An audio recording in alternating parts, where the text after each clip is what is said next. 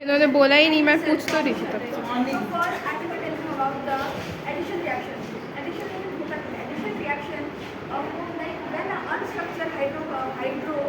Hydrocarbons like alkene, alkyne that react with compound substance like hydrogen, etc. and add atoms to the compound and is called addition reaction. और simple word में कहें जैसे कि for example एक compound ethane, अगर हम ethane में उसके डबल बॉन्ड में कोई भी हाइड्रोजन ऐड कर दें तो हम लोग बोल सकते हैं एडिशन रिएक्शन। जैसे कि हम वर्ड से समझ पा रहे हैं एडिशन रिएक्शन, इसमें एडिशन ऐड होगा कुछ और हम इसको हाइड्रोजनेशन रिएक्शन भी बोलते हैं क्योंकि इसमें हम हाइड्रोजन ऐड करने वाले हैं। और यहाँ पे हमेशा कोई और तो लिखे, कोई तो लिखेगा। और सर हम यहाँ पे अनसैचुरेटेड कंपाउंड में कन्वर्ट कर रहे हैं और सैचुरेटेड और अनसैचुरेटेड होता है। जो अनसैचुरेटेड कंपाउंड होता है उसमें डबल और ट्रिपल बॉन्ड होता है जिनके बीच में हम एटम्स और जोड़ सकते हैं और इसका अपोजिट होता है सैचुरेटेड एक सिंगल बॉन्ड होता है और उसमें हम लोग नहीं जोड़ सकते हैं एटम्स। तो फॉर एग्जाम्पल हम लिखिंग करेंगे। ठीक है।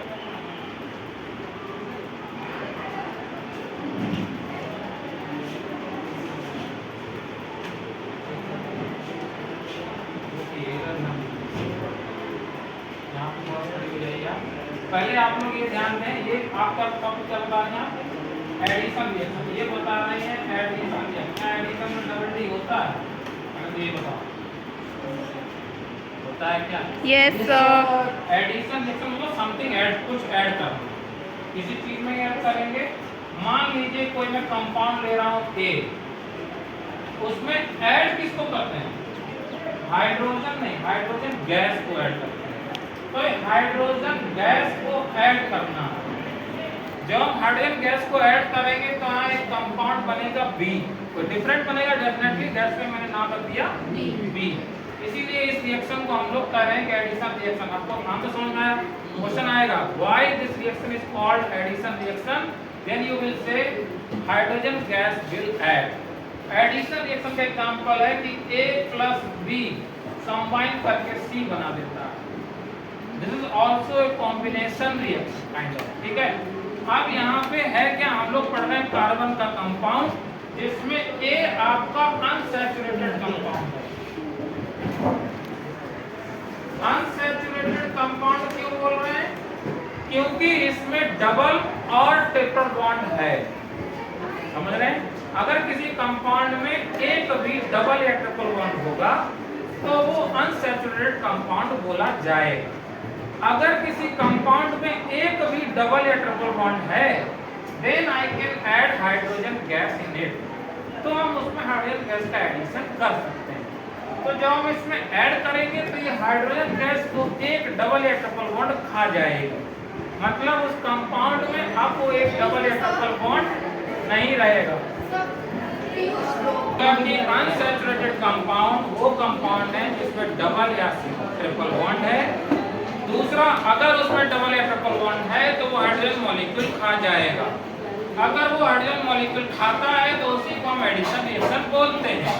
अगर अनसैचुरेटेड कंपाउंड में हाइड्रोजन गैस हम ऐड कर रहे हैं तो डेफिनेटली जो कंपाउंड बनेगा वो सैचुरेटेड कंपाउंड। और सैचुरेटेड कंपाउंड का मतलब है कि उसमें एक डबल और ट्रिपल बॉन्ड कम हो गया। यही बात है। अब आप अपनी, और इस कंपाउंड का फॉर्मूला है C2H4, जिसको स्ट्रक्चर खोल के इन्होंने कुछ इस तरह से दिखाया है। और हाइड्रोजन गैस ऐड करने के बाद ये बन जाएगा आपका सैचुरेटेड कंपाउंड। तो आप देखेंगे कि स्ट्रक्चर में वो डबल बॉन्ड अब नहीं रहा। देख लीजिए, उधर डबल बॉन्ड है लेकिन इधर नहीं है। ठीक है, अभी के लिए हम लोग इतना ही रखते हैं। और इसके आगे आपका क्या टॉपिक है? नेक्स्ट बताओ क्या है टॉपिक? सब्स्टिट्यूशन बताइए इनको। Now we will learn about substitution reaction. So what is substitution reaction? Substitution reaction is a chemical reaction where one types of molecules replaced by another. In simple word, substitution reaction क्या है? जो substitution reaction है वो सिर्फ alkynes forms show करता है। मतलब यानी कि सैचुरेटेड कंपाउंड, ये सब्स्टिट्यूशन रिएक्शन है। ये इसका मतलब एक एलिमेंट दूसरे एलिमेंट की रिप्लेस जगह देता है। सब्स्टिट्यूशन का मतलब है कि किसी को रिप्लेस करना, किसी को सब्स्टिट्यूट करना, करेक्ट। तो एग्जांपल के लिए एक सिंपल कंपाउंड मीथेन गैस सुना आपने? Yes sir. मीथेन गैस का फॉर्मूला होता है CH4। इसका स्ट्रक्चर देखेंगे तो 4 बॉन्ड होते हैं, 4 हाइड्रोजन लगा होता है। तो अगर हम इस हाइड्रोजन को रिप्लेस करें किसी एटम के थ्रू तो ये रिएक्शन हो जाएगी सब्स्टिट्यूशन रिएक्शन।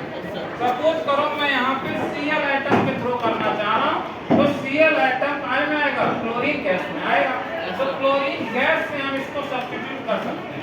जैसे इस एटम को हटाएंगे तो ये बनेगा, 3 हाइड्रोजन लगे रहेंगे और एक Cl आ जाएगा और एक बचा हुआ Cl हाइड्रोजन से चिपक के HCl बना देगा। तो this is kind of substitution reaction. लेकिन आप ये बोल सकते हैं कि ये हाइड्रोजन अभी भी है, ये भी हट सकता है सर। तो ऐसे 1 बाय 1 ये हाइड्रोजन हटते रह सकते हैं। तो अगेन ये वाला हटा तो 2 Cl हो गए, तो लिखा CH2 Cl2 और यहाँ पे अगेन HCl निकल गया।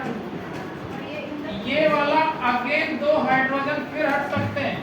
तो अब मैं एक साथ हटा दे रहा हूँ तो ये बना CCl4 plus HCl। So this is kind of, you can see this is not the only one reaction. 1, 2, 3, 4, 5. There are 5 reactions. Include कर सकते हैं। इसका मतलब क्या समझ में आया? Substitution reaction is a chain reaction. क्या बोलेंगे? चेन रिएक्शन है ना? Chain reaction. ये चेन रिएक्शन है। कैसे? क्योंकि एक बार शुरू किया तो ये खत्म नहीं होगा, शुरू ही चलता रहता जब तक आपने जो प्रोडक्ट रिएक्टेंट किया वो खत्म नहीं हो जाता। ठीक है, आगे बताओ क्या होगा। हाँ बताओ आगे टॉपिक क्या तुम्हारा? Soap and detergent. तो सबसे पहले आज हम लोग पढ़ेंगे सोप और डिटर्जेंट। ये दोनों आप नाम तो बहुत बार सुने होंगे, ये दुकानों में मिल जाता है, घरों में अवेलेबल होता है। तो सबसे पहले जो ये सोप फॉर्मेशन कैसे होता है वो देखेंगे। तो सबसे पहले हम सोडियम और पोटेशियम जो सेल है उसको लेंगे। जब हम उसको जोड़ेंगे तो हमारा सेल का फॉर्मेशन होगा। बट और जो डिटर्जेंट होता है वो होता है तुम्हारा सोडियम सेल सल्फ्यूरिक जब जुड़ता है तब हम लोग का डिटर्जेंट का फॉर्म होता है और इन दोनों का स्ट्रक्चर सेम होता है। बट जो सोप होता है वो सॉफ्ट वाटर में यूज होता है और जो डिटर्जेंट होता है वो हार्ड वाटर में वर्क करता है। और ये आपके मन में तो सवाल आ ही रहा होगा कि आप नहीं भी आ सकता है कि ये सॉफ्ट वाटर और हार्ड वाटर क्या है। तो सबसे पहले मैं बताना चाहती हूँ कि ये हार्ड वाटर जो होता है उसमें कैल्शियम और मैग्नीशियम होता है, जिस कारण से उनके पार्टिकल बहुत ज़्यादा होते हैं, जिस कारण से उसे हार्ड वाटर कहा जाता है। और सॉफ्ट वाटर में जो होता है उसमें वो दोनों चीज़ नहीं रहते हैं। और जो ये क्या बोलते हैं डिटर्जेंट जो होता है उसमें काम करता है। और इसका एग्जाम्पल हम लोग ग्राम वाटर भी ले सकते हैं। और जो क्या बोलते हैं और ये जो सोप होता है वो हार्ड वाटर में यूज मतलब काम क्यों नहीं करता है? क्योंकि जो सोप होता है वो स्ट्रॉन्ग फॉर्म करता है, किसके कारण? कैल्शियम और मैग्नीशियम,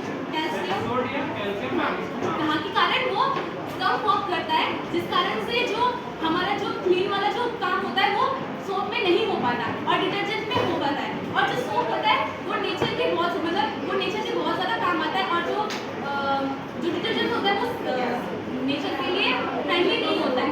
और जो सोप होता है वो बहुत ही चीप प्राइस में मिलता है और डिटर्जेंट बहुत ही एक्सपेंसिव प्राइस में मिलता है।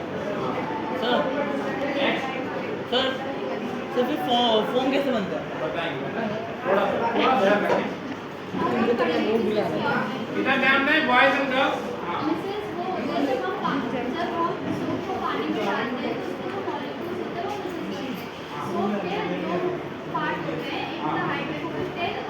बहुत इंपॉर्टेंट बात बता रही है, तो क्वेश्चन हर साल आता है, मिस हो जाएगा।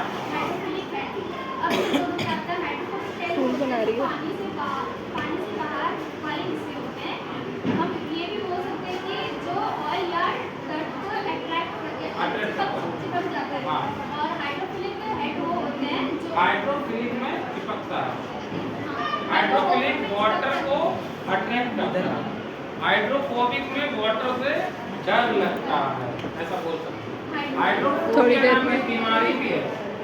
क्या रेबीज हाइड्रोफोबिया है? यस हाइड्रोफिलिक हेड वो होता है जो पानी की तरफ अट्रैक्ट करता है। हाँ। अब हम पढ़ेंगे कि मिसल फॉर्मेशन कैसे होता है। जब सोप को हम डालते हैं और उसे घुमाते हैं तो वो टेल पार्ट ऑयल को घेर लेता है। तो यूजली जब हम लोग खाना खाते हैं तो हम खाते हैं वही ऑयल जो हमारे कपड़ों पे गिरता है तो उसके पैचेस बन जाते हैं, इंक्लूडिंग टर्मरिक, जो भी हल्दी है उसका कलर आता है, ठीक है। अब हमें उसको साफ करना है। साफ करने के लिए हम लोग साबुन का यूज करते हैं। साबुन का यूज करेंगे तो साबुन में क्या है, एक तो अल्कली चेन है और दूसरा आपका सॉल्ट है, ठीक है। तो जो आपका सॉल्ट है वो सॉल्ट वाटर में डिसॉल्व हो जाता है, Yes, sir. और जो आपकी चेन है वो आपकी ऑर्गेनिक सॉल्वेंट में डिसॉल्व होगी। तो इसीलिए स्ट्रक्चर कुछ बना हुआ, बताओ। अब ये जो होता है वो जो हेड होता है वो हाँ। बाहर रहता है। वो बाहर रहता है, बाहर रहता है जो कि सॉल्ट का है, आयन का है, और ये वाटर को अट्रैक्ट कर रहा है। लेकिन जो टेल है वो एलिफेटिक मतलब ऑर्गेनिक कंपाउंड है, करेक्ट। एल्काइल चेन है जो ऑयल ड्रॉपलेट को कैप्चर कर लेती है, फिर ये मिसल ये ट्रैवल करता रहता है, एक्सचेंज और ट्रैवल करते जब हम ऐसे झाड़ते हैं तो निकल के जाता है। और जो टेल होता है वो अंदर की तरफ होता है। इसी तरह से मिसेस करते हैं एक स्पेशल स्ट्रक्चर में, जैसे कि आप देख रहे हैं। इसी तरह टेल अंदर और हेड वैभव तुम आ जाओ, तुम्हें ज्यादा क्या है, निकल के आ जाओ। इधर आइए। ये डर्ट को पानी में लेफ्ट देता है जिसमें क्लीनिंग एक्शन होता है। अगर हम इसका डेली लाइफ एग्जांपल दें तो हम कपड़ा धोते हैं या फिर हाथ धोते हैं तो उसमें जो सोप होते हैं वो मॉलिक्यूल्स बन जाते हैं और ऑयल बेस्ड डर्ट को वो हटाते हैं। बताते हैं, ठीक है। और सबका हो गया और हाइड्रोफिलिक और हाइड्रोफोबिक में क्या डिफरेंस है? चलिए बताइए। हाइड्रोफोबिक वो होता है जो ये बाहर होता है और टेल होता है अंदर। डिफरेंस क्या है वो? स्ट्रक्चर में नहीं, प्रॉपर्टीज में डिफरेंस। प्रॉपर्टी चाहिए। वो मैं कर दूंगा। नहीं आज ही बता दो, आज ही बता दो। हाइड्रोफोबिक क्या है? हाइड्रोफोबिक मतलब जो वाटर से रिपेलेंट नहीं है, दूर भागे। वही सर। हाइड्रोफिलिक मतलब जो वाटर को अट्रैक्ट करेगा। Yes, sir. कार्बन की जो चेन है, जैसे प्लास्टिक है, प्लास्टिक पे हम वाटर डालेंगे तो वाटर प्लास्टिक पे नहीं चिपकता है, नीचे Yes, sir. रह जाता है, उसको पोंछना भी नहीं पड़ता, अपने आप ड्राई हो जाता है। उसका रीजन ये है क्योंकि प्लास्टिक एक पॉलीमर है जो कार्बन चेन है, और कार्बन चेन हमेशा ही वाटर से दूर भागने की कोशिश करती है। बात समझ रहे हैं? Yes, sir. लेकिन अगर ऑर्गेनिक कंपाउंड है, कोई चेन है, तो वो ऑर्गेनिक कंपाउंड में डिसॉल्व हो सकता है। फॉर एग्जांपल के लिए आपने ऑयल लिया, oil is also the organic compound है, ठीक है। और जो आप साबुन से धुल रहे हैं वो भी एक ऑर्गेनिक कंपाउंड है, तो उसका जो टेल पार्ट है वो उसको डिसॉल्व कर लेता है, ऑयल को यहाँ कैप्चर कर लेगा, और ये मिसल फॉर्मेशन जो हम ब्रश से ऐसे कपड़ा धुलेंगे तो ये मिसल करने लग जाएगा। हम मिसल चलते चलते ऐसे झाड़ देंगे तो वो नाली में चला जाएगा और हम अपना कपड़ा सुखा सकते हैं। तो इससे हमारा कपड़ा साफ कैसे होगा, क्योंकि जो ड्रॉपलेट ऑयल की पड़ी वो इसके थ्रू वाटर में निकल गई। तो इस तरह से हम कपड़े की धुलाई कर सकते हैं। ये कभी भी एडवर्टाइजमेंट में नहीं दिखाया जाता, वॉशिंग पाउडर में हम लगा सकते हो, ठीक है। तो दैट इज व्हाट क्लियर करते हैं आप लोग इसके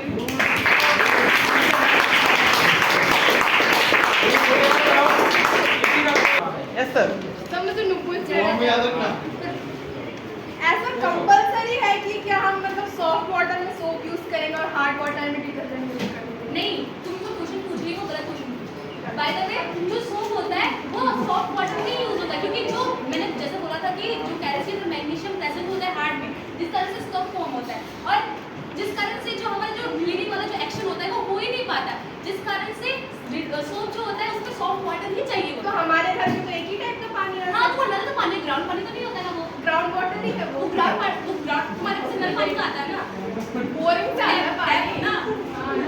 हाँ, तो वही तो बोल रही हूँ। सबके घर में तो एक ही टाइप का पानी आता है, तो थोड़ा सॉफ्ट वाला हार्ड वाटर अलग करके रहेंगे। नहीं अलग अलग आता है कहीं पे, जैसे आप आगरा में जाएंगे हार्ड वाटर मिलेगा, तो यहाँ पे तो एक आरओ ही के टाइप पानी से तो का कपड़े भी धोते हैं हम लोग, है ना। जैसे आगरा हो गया, दिल्ली हो गया, कोलकाता सिटी, जितने भी